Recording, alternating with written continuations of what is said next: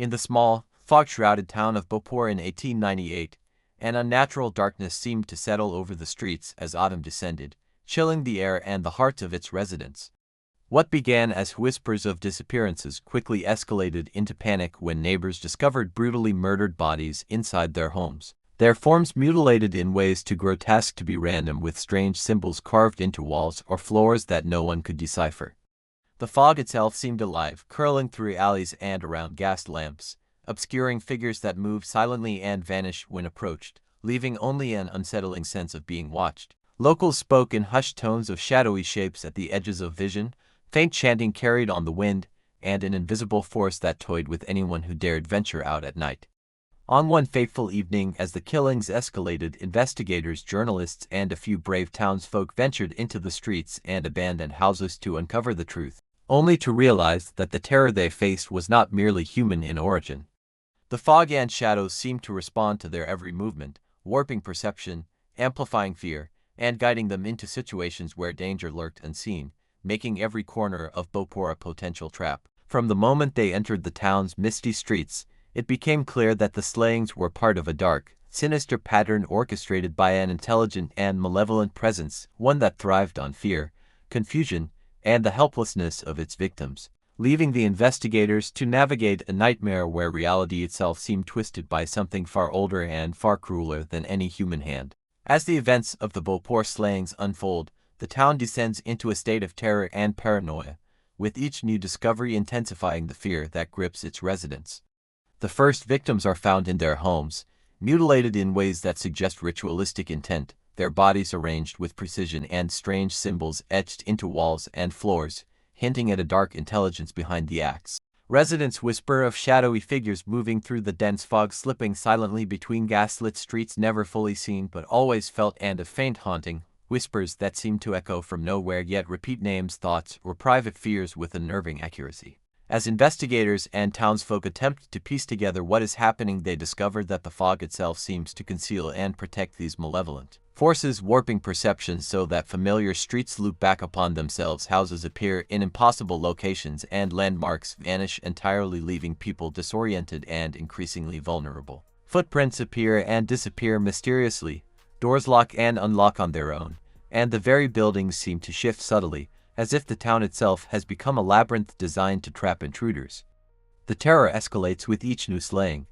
Witnesses report seeing figures that defy human form, tall and gaunt, sometimes with distorted limbs or obscured faces, appearing at impossible angles or vanishing instantly when approached.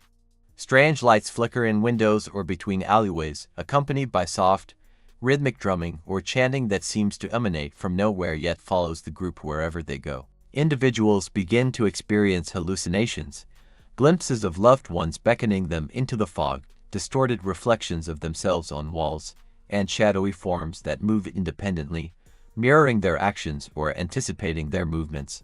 Panic spreads as people are drawn into secluded areas, compelled to follow these apparitions, only to disappear into the fog, leaving behind faint, warped footprints or echoes of screams that fade into nothing. The town's response, search parties, investigators, and attempts to guard homes proves futile as the fog and shadows manipulate reality, isolating individuals, bending the streets, and ensuring that fear and confusion dominate every encounter. As patterns emerge, some begin to suspect that the slayings are tied to old local legends, tales of a cursed family, or cult that practice dark rituals to summon or bind supernatural entities, feeding off the fear and chaos they generated. The climax occurs when the investigators uncover a particularly gruesome scene in the center of town. A body displayed in a grotesque, ritualistic symbol surrounded by strange artifacts and inscriptions that pulse with an unnatural energy. Witnesses hear voices emanating from the fog, beckoning them closer, and feel the presence of unseen hands grasping at their limbs. Attempts to escape are thwarted by the town itself. Streets loop back, alleyways vanish, and familiar buildings reappear where they do not belong. Those who survive emerge physically intact but mentally shattered, haunted by the memory of the slayings, the shifting fog, and the sense that the malevolent presence continues to linger, intelligent, patient, and hungry for the next victims. Beauport itself becomes a character in the horror, its fog-shrouded streets, shifting landmarks, and ever-present shadows creating a living, breathing nightmare in which the line between human Evil and supernatural malevolence is blurred, leaving an indelible mark of fear and mystery that persists long after the events of 1898. Beauport never truly recovered from the horrors of 1898, its streets and alleys forever haunted by the fog, shadows, and whispers that accompanied the slayings.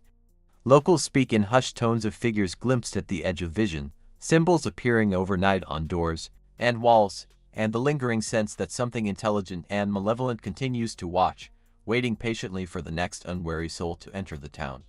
Survivors live with lasting psychological scars, haunted by nightmares, hallucinations, and the uncheckable feeling of being pursued by a force that is both human and beyond human. The Beauport Slayings of 1898 stand as a chilling reminder that some evils cannot be explained or contained, that curiosity can draw one into forces far older and more relentless than imagined, and that the darkness that claimed the town remains patient, intelligent, and ever ready to feed on fear, waiting for the next victim to stumble into its fog-shrouded grip.